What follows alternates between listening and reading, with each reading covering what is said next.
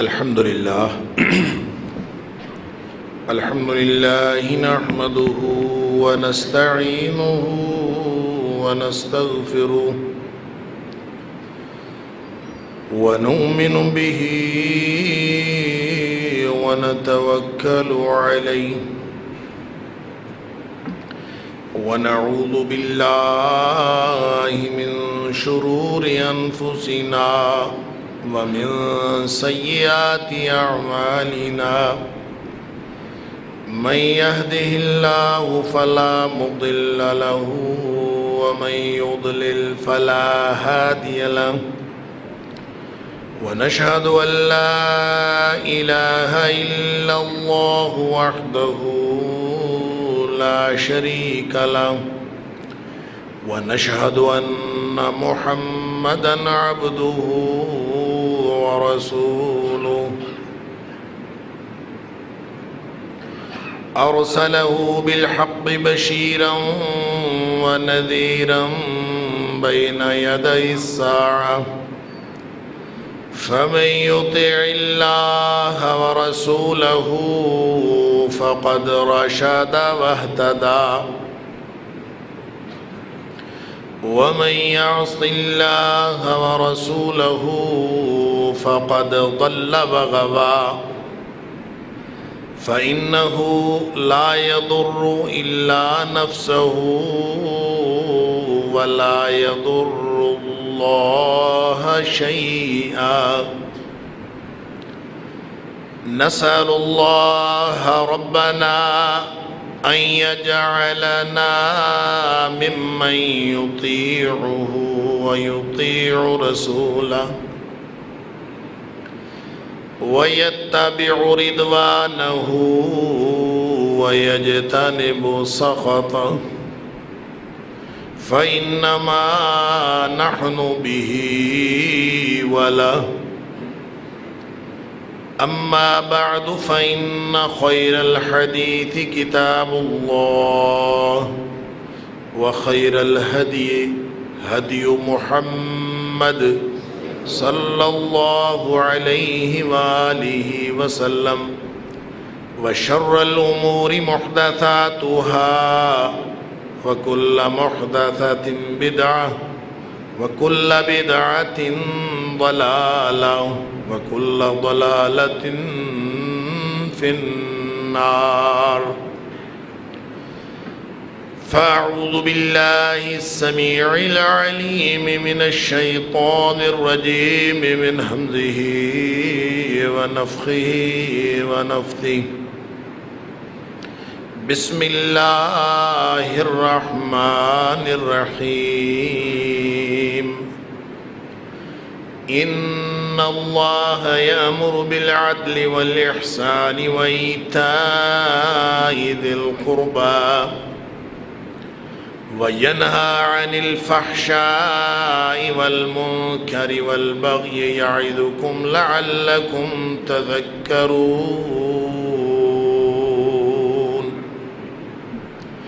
بے شک اللہ تعالیٰ تمہیں حکم دیتا ہے عدل کا، احسان کا اور رشتہ داروں کو دینے کا، اور منع کرتا ہے بے حیائی سے، برائی سے اور ہر قسم کی سرکشی سے۔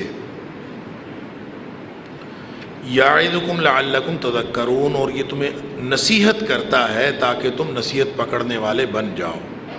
صدق اللہ العظیم۔ اللہ کا دین، دین اسلام، اس پر عمل کی ہم سب کی کوشش اور کاوش اور پوری زندگی کی جد و جہد، اس کو نکھارنے کے لیے اور اس کو پرکھنے کے لیے اور اس کو جانچنے کے لیے کہ جو کچھ ہم کر رہے ہیں کیا یہ اللہ کی رضامندی کے مطابق ہے، کیا یہ اس تقاضے کے مطابق ہے جو ہمارا ایمان ہم سے کرتا ہے۔ اس کو پرکھنے کے لیے اللہ کا قرآن اور نبی پاک صلی اللہ علیہ وسلم کا فرمان اور اسوہ، اس سے بڑا اور کوئی معیار نہیں۔ چلتے ہوئے قافلے کو، چلتی ہوئی زندگی کو اور گزرتے ہوئے ایام کو اور اپنے معمولات کو، اپنے روز و شب کی عادات کو اس معیار کے مطابق پرکھتے رہنا چاہیے تاکہ ہمیں ہر لمحہ اور زندگی کے ہر موڑ پر احساس ہوتا رہے کہ کیا ہمارا سارا طرز عمل اللہ کی رضا کے مطابق ہے اور نبی پاک صلی اللہ علیہ وآلہ وسلم کے بتائے ہوئے طریقے کے مطابق ہے۔ اگر تو ہے تو پھر غلطیاں کوتاہیاں اللہ معاف کر دے گا، کمی کوتاہی وہ معاف کر دیتا ہے۔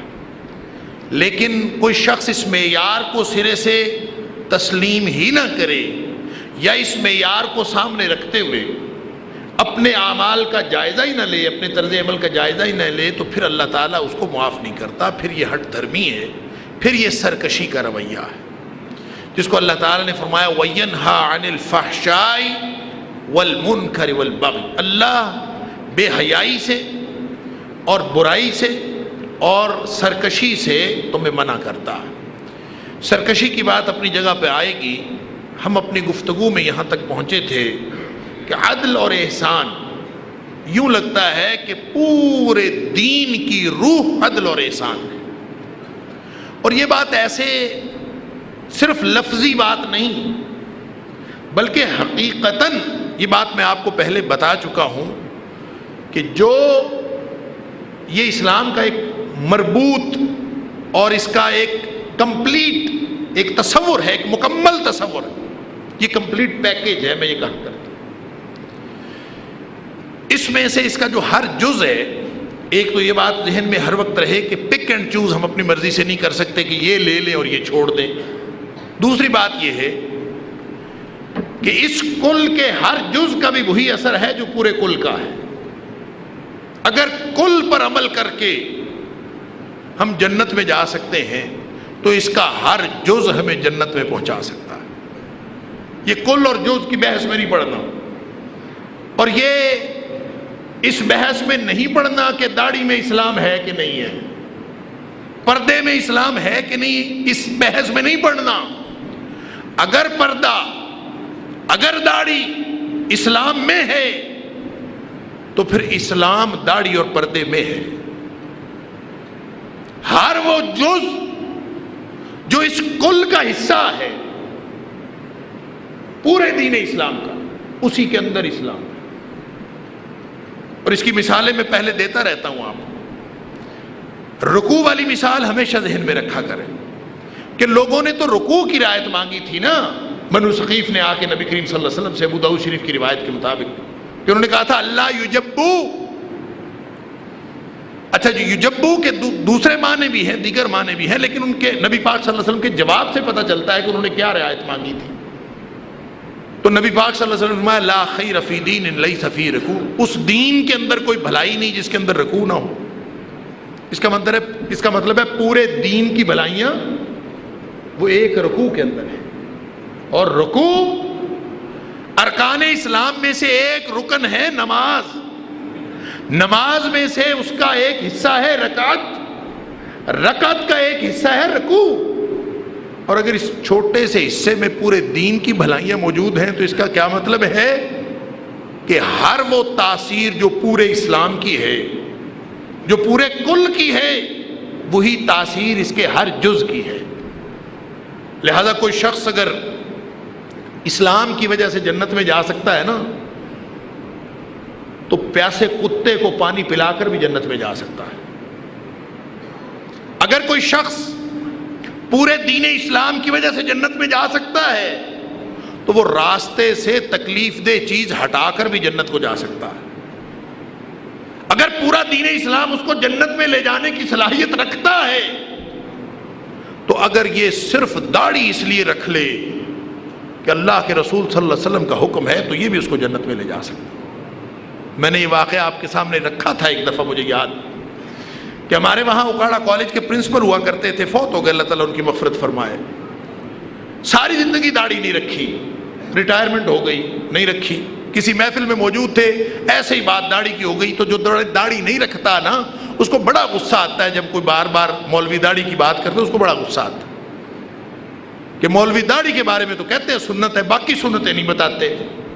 بالکل جھوٹ ہے، ہم ساری سنتیں بتاتے ہیں۔ میں مولوی ہوں، میں مولویوں کی نمائندگی کرتے ہوئے بتاتا ہوں کہ ہم ساری سنتیں بتاتے ہیں، اس میں داڑھی بھی بتاتے ہیں۔ تو وہ اسی طرح روایتی غصہ ان کو چڑھا. کسی مولوی نے بات کی اس محفل میں کہ داڑھی رکھ لیں، تو انہوں نے کہا کہ داڑھی کوئی جنت کا ٹکٹ ہے؟ غصے سے کہا داڑھی کوئی جنت کا ٹکٹ ہے؟ اب وہ مولوی صاحب آگے سے کوئی سیانے تھے، انہوں نے کہا ہاں، آپ اگر اس لیے رکھ لیں کہ یہ نبی کریم صلی اللہ علیہ وسلم کا حکم ہے اور نبی پاک صلی اللہ علیہ وسلم کی کیا سارے انبیاء کی سنت ہے، تو آپ صرف اس وجہ سے رکھ لیں کہ نبی پاک صلی اللہ علیہ وسلم کا حکم ہے، میں آپ کو گارنٹی دیتا ہوں کہ یہ جنت کا ٹکٹ ہے. بس وہ کلک کرنے والی بات ہوتی ہے نا، کوئی بات کلک کر جاتی ہے. بس اس دن کے بعد حضرت نے داڑھی رکھ لی. اب یہ جنت کا ٹکٹ ہے کہ نہیں ہے؟ نبی کریم صلی اللہ علیہ وسلم نے فرمایا قرب قیامت ایک دور آئے گا کہ جیسے اسلام پہلے دور میں اجنبی تھا، یہ پھر اجنبی ہو جائے گا. جیسے پہلے اہل اسلام کو، اسلام پر عمل کرنے والوں کو لوگ عجیب و غریب نظروں سے دیکھتے تھے، ایک دفعہ پھر موقع آئے گا کہ ہر داڑھی والا مجرم ہو جائے گا، ہر سنت پر عمل کرنے والا مجرم ہو جائے گا. بدا الاسلام غریبا وسیعود غریبا، جب اسلام آیا تھا تو معاشرے نے اس وقت بھی اس کو قبول نہیں کیا، یہ معاشرے میں اجنبی تھا.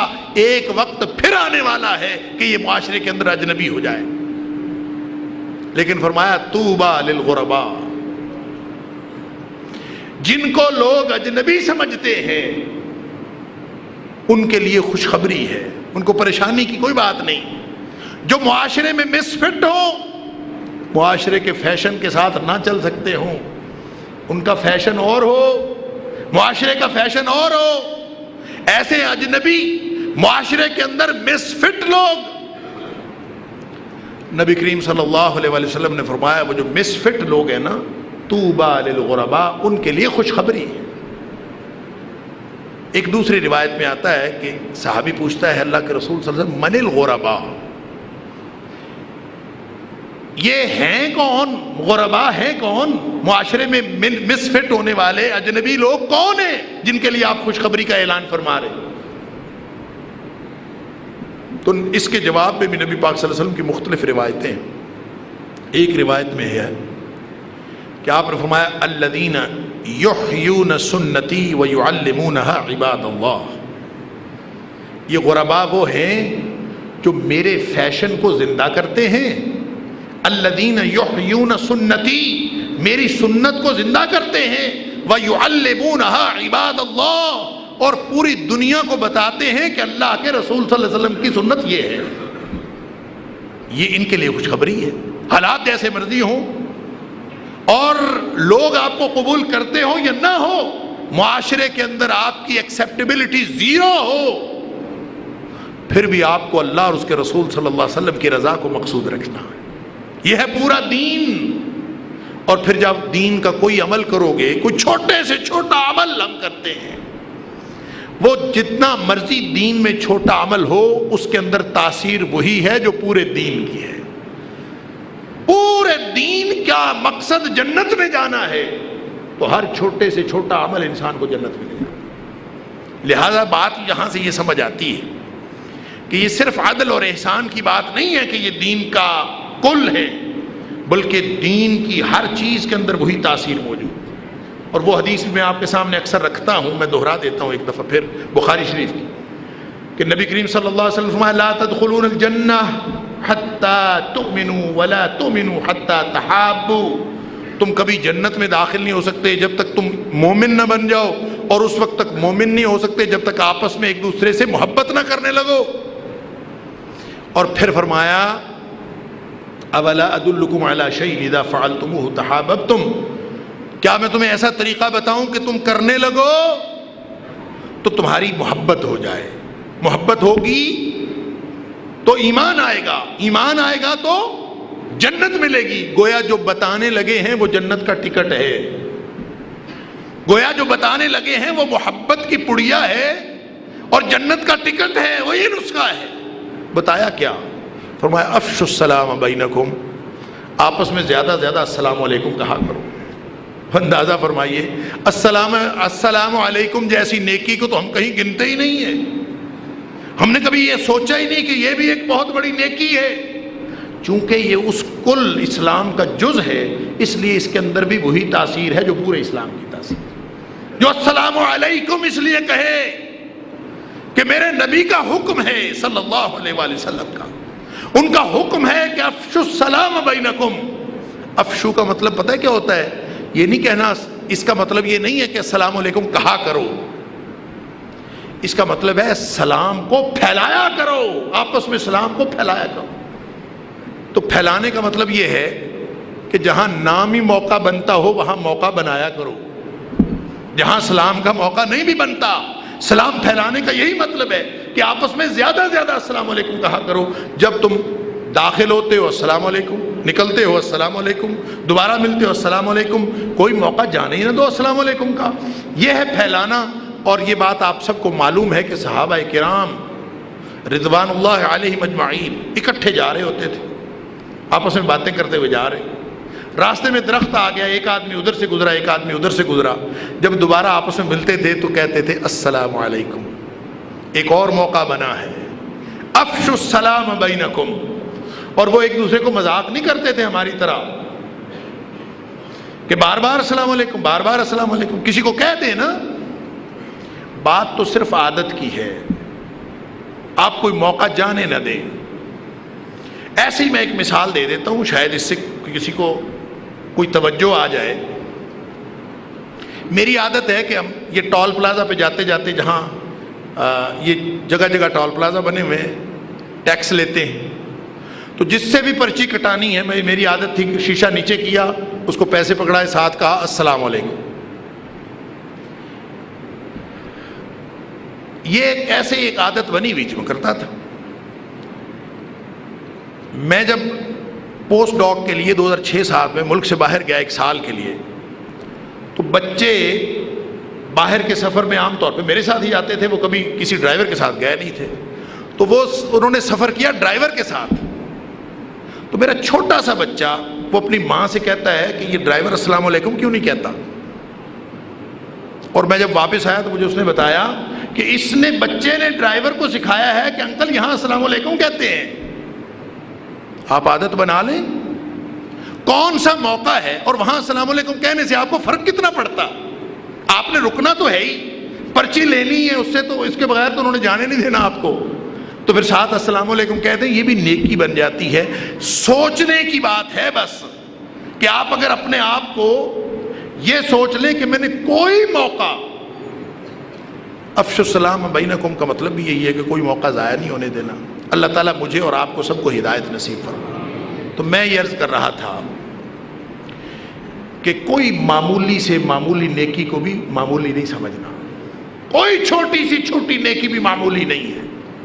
اس کے ذریعے سے اللہ اکبر، وہ جس خاتون نے پانی پلایا تھا نا کتے کو، پیاسے کتے، اس کو کوئی اللہ کا حکم نہیں آیا تھا.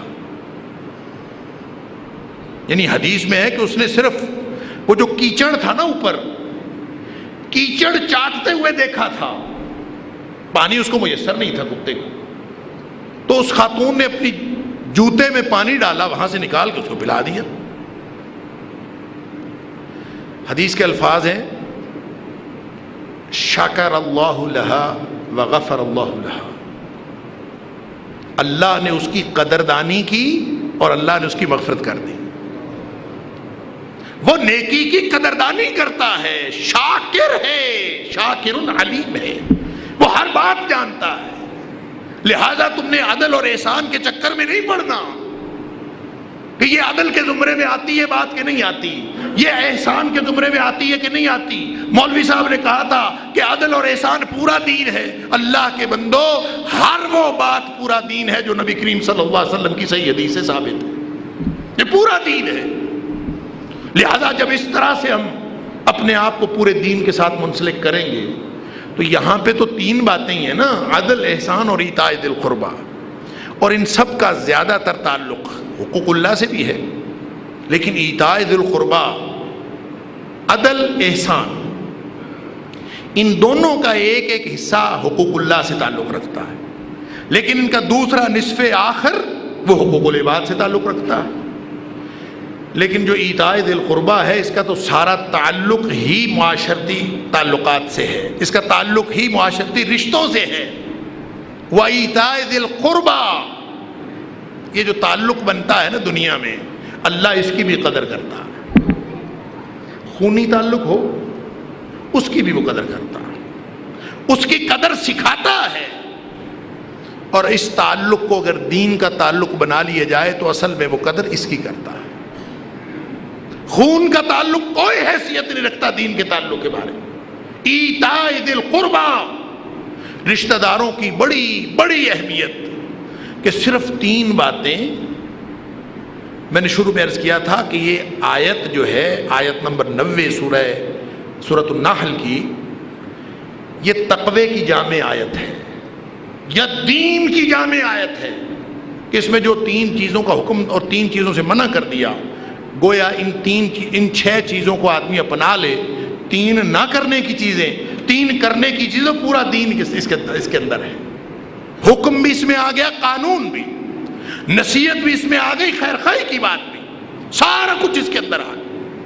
اور اس میں اس اسپیسیفک چیز میں جہاں پورے دین کا خلاصہ پیش کیا جا رہا ہے، وہاں ایک پوری بڑی اینٹیٹی کے طور پر، ایک پوری کیٹیگری کے طور پر، ایک پورے درجے کے طور پر، ایک پورے عمل کے طور پر فرمایا وَإِيتَاءِ ذِي الْقُرْبَى. یہ تم نے دین میں جو پک اینڈ چوز کیا ہوا ہے نا، کہ نمازیں پڑھ لی ہیں، تہجدیں پڑھ لی ہیں، ہم بخشے گئے. اللہ کا دین یہ نہیں ہے. ادخلوا فی السلم کافہ، پورے کا پورا داخل ہونا پڑے گا. اس میں اللہ کے حقوق بھی ہیں، اللہ کے بندوں کے حقوق بھی ہیں، اس میں ماں باپ کے حقوق بھی ہیں، مسلمانوں کے حقوق بھی ہیں، اس میں غیر مسلموں کے حقوق بھی ہیں، ہر انسان کے حقوق بھی ہیں، حتیٰ کہ اس میں جانوروں کے حقوق بھی ہیں. ابھی میں عرض کر رہا تھا، کتے سے زیادہ کریہ جانور کوئی ہوتا ہے؟ یعنی جس کا نام ہم بڑی کراہت سے لیتے ہیں. تو جب اس کو پانی پلانے سے جنت مل سکتی ہے تو پھر آپ ان تعلقات کی بات سمجھے نا، کہ یہ تعلق کیا ہوتا ہے. وہ کتا جو اصحاب کہف کے ساتھ بیٹھا اور ان کا ساتھی بنا، اس تعلق کو نہیں چھوڑا اس نے. اور اللہ تعالیٰ نے اس کتے کا اسپیشلی ذکر کیا ہے قرآن پاک کے، کہ وہ بھی ان کا ساتھی تھا، ان کے ساتھ تعلق رکھتا تھا. تو تعلق اصل میں دین کا تعلق ہے اور کوئی تعلق نہیں. وَاصْبِرْ نَفْسَكَ مَعَ الَّذِينَ يَدْعُونَ رَبَّهُمْ بِالْغَدَاةِ وَالْعَشِيِّ يُرِيدُونَ وَجْهَهُ وَلَا تَعْدُ عَيْنَاكَ عَنْهُمْ تُرِيدُ زِينَةَ الْحَيَاةِ الدُّنْيَا. جو لوگ اللہ کی رضا چاہنے کے لیے صبح و شام لگے ہوئے ہیں نا، تم بھی ان کے ساتھ تعلقات بناؤ. وَاصْبِرْ نَفْسَكَ مَعَ الَّذِينَ يَدْعُونَ رَبَّهُمْ بِالْغَدَاةِ وَالْعَشِيِّ يُرِيدُونَ وَجْهَهُ. وہ لوگ ڈھونڈو جن کا مطمع نظر سوائے اللہ کی رضا کے اور کچھ نہ ہو. اللہ اکبر. نبی کریم صلی اللہ علیہ وسلم نے فرمایا تھا کہ اچھی صحبت جو ہے وہ عطار کی دکان سے مشابہت رکھتی. آپ کسی اچھے آدمی کے پاس بیٹھیں گے، صاحب ایمان شخص کے پاس بیٹھیں گے، تو ممکن ہی نہیں ہے کہ اس کے ایمان کی خوشبو آپ تک نہ پہنچے، ممکن ہی نہیں. لہذا ہم دیکھتے ہیں بہت سارے لوگ ایسے ہیں کہ ان کے پاس تھوڑی دیر، اور نبی پاک صلی اللہ علیہ وسلم نے بری صحبت کی مثال لوہار کی بھٹی کی دی ہے، کہ آپ چاہے کوئی چیز اس سے خریدے چاہے نہ خریدے، تھوڑی دیر بیٹھ ہی لینا تو دھواں تو ناک میں گھس جاتا ہے، اس کی کالک تو آپ کو کچھ نہ کچھ پہنچ جاتی ہے. لہذا جو شخص بھی، یعنی کتنے لوگ ہیں کسی کے پاس آپ تھوڑی دیر کے لیے بیٹھیں، لگتا ہے کہ جو رتی ایمان کی تھی وہ بھی چلی گئی، دل سخت ہو جاتا. ایسی صحبتیں ہیں، ایسی محافل ہیں، اللہ ایسے گھرانے ہیں. میں ایک بزرگ کے ساتھ کسی کے گھر گیا، اللہ گھر میں داخل ہوئے تو وہ بزرگ فرماتے ہیں کہ اس گھر کی دیواروں سے مجھے بدبو آتی. اور وہ گھر پتہ کیا تھا؟ بہت بڑی کوٹھی تھی، بڑا شاندار محل تھا، بڑا صاف ستھرا، لیکن انہوں نے کہا کہ یہاں سے مجھے بدبو آتی، کچھ نہیں کھایا پیا انہوں نے بھی وہاں سے، مجھے بھی کچھ نہیں کھانے پینے دیا۔ اور بعد میں ہم نے پوچھا، بتایا، پتہ آتا کرنے سے پتہ چلا کہ ان کا جو کاروبار ہے وہ بھی سمگلنگ کا کاروبار۔ تو بری صحبت، اگر آپ وہاں بیٹھیں گے تو آپ کے ایمان پر فرق تو پڑے گا، اور اچھی صحبت، کتنے لوگ ایسے ہیں اس دنیا میں، آپ ان کے ساتھ جا کے تھوڑی دیر کے لیے بیٹھ کے دیکھیں، اللہ اکبر، انسان اپنے ایمان کی تازگی محسوس کرتا ہے، ایمان بڑا ہوا محسوس کرتا ہے، ان کی باتیں سن کر، ان کے پاس بیٹھ کر، ان کا تقویٰ دیکھ کر انسان اپنے اندر ایمان کو تازہ ہوتا ہوا محسوس کرتا ہے۔ تو بھائی یہ جو قربتیں ہیں نا، یہ قربتیں رقابتوں میں بھی بدلتی ہیں، یہ قربتیں بھی رہتی ہیں، ان کا معیار ہمارے اپنے تعلقات ہوتے ہیں۔ اللہ یہ فرما رہا ہے کہ میں نے تمہیں حکم دیا ہے، ان اللہ یامر بالعدل والاحسان وایتاء ذی القربی، یہ جو تعلقات والے ہیں، چاہے وہ خونی رشتہ دار جن کے حقوق آپ کے اوپر رکھ دیے ہیں، چاہے وہ تعلقات جو معاشرتی تعلقات ہیں، ان سب کے آپ کے اوپر حقوق ہیں۔ اور حق کیا ہے؟ یہ حقوق کی دنیا ہے، یہاں حقوق کی تحریکیں چلتی ہیں۔ یہاں حق پتہ ہے کیا بتایا جا رہا ہے؟ کہ حق یہ ہے کہ ایسے سارے جو صاحب تعلقات ہیں ان کو دیتے جاؤ، ایتا، دینا ان کا حق ہے کہ ان کو دیتے جاؤ۔ ہم کس حق کا مطالبہ کرتے ہیں؟ ہمارے ہاں تحریکیں کیا چلتی ہیں؟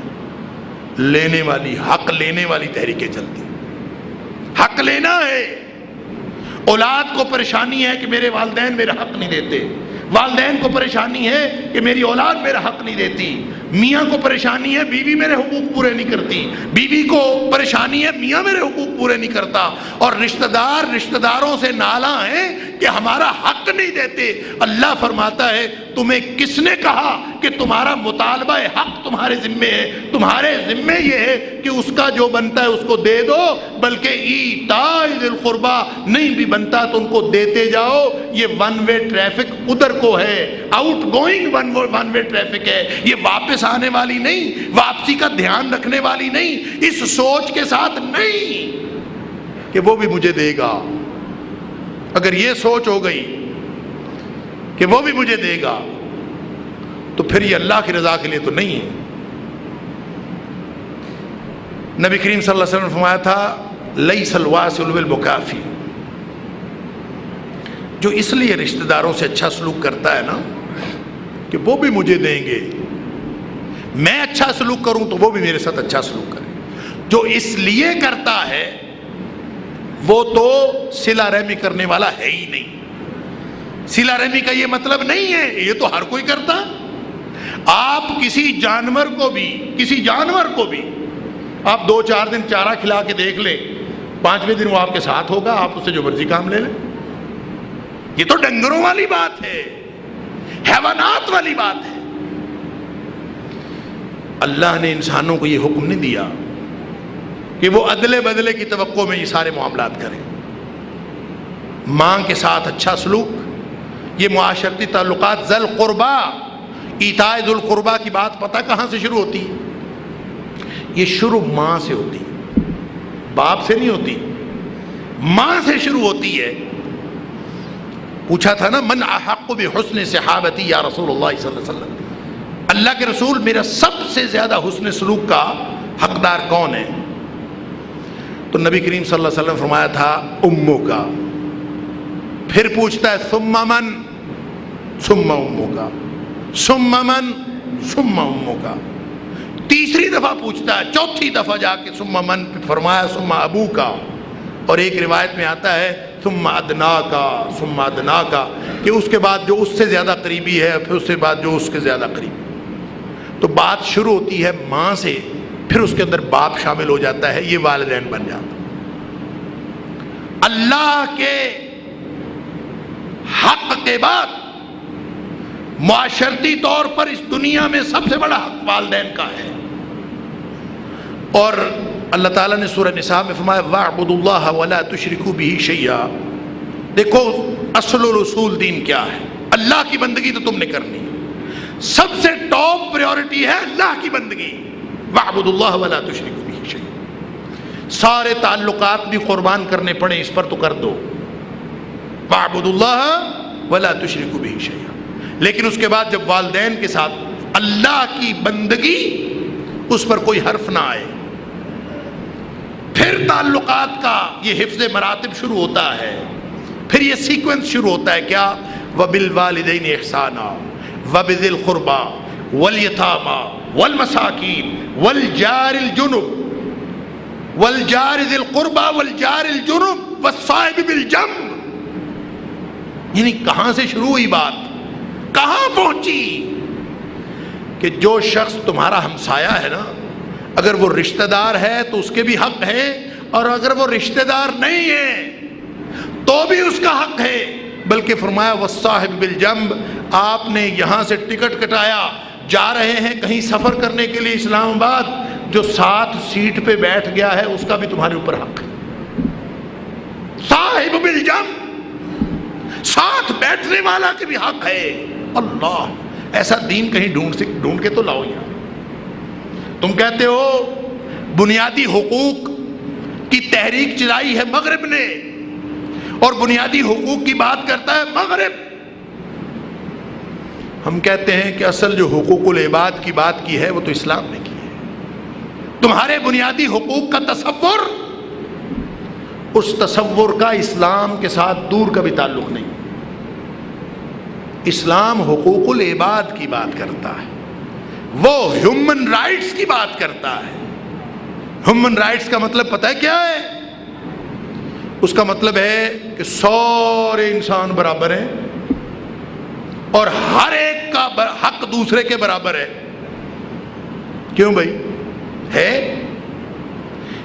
اگر ان کے ہیومن رائٹس کے تصور کو تسلیم کر لینا تو اس کا مطلب یہ ہوگا کہ اولاد کا حق اور والدین کا حق برابر ہے.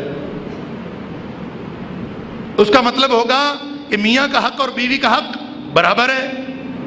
پھر ہر چیز میں برابری ہوگی. حتیٰ کہ میں نے عرض کیا تھا کہ اگر اس حقوق اور مساوات کے تصور کو تسلیم کر لیا جائے تو اس کا مطلب یہ ہوگا کہ سارے انسان برابر ہیں، حتیٰ کہ نعوذ باللہ من ذالک نبی اکرم صلی اللہ علیہ وسلم کی بات بھی سب سے بالا نہیں ہو سکتی.